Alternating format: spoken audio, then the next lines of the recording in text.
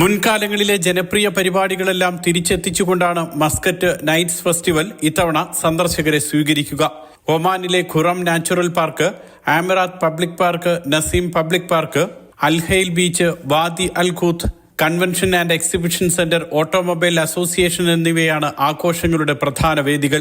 Khurram natural പാർക്കിൽ flower ഷോയും food ഫെസ്റ്റിവലും നടക്കും. 700-ലധികം ചെറുകിട ഇടത്തരം സംരംഭകർ മേളയിൽ പങ്കെടുക്കും. ഡ്രോൺ ഷോയും ലൈറ്റ് ഫെസ്റ്റിവലും മേളയുടെ മാറ്റുകൂട്ടും. ലേസർ ഷോ, കുതിരസവാരി എന്നിവയെല്ലാം ഫെസ്റ്റിവലിന്റെ ഭാഗമായി ഒരുക്കിയിട്ടുണ്ട്.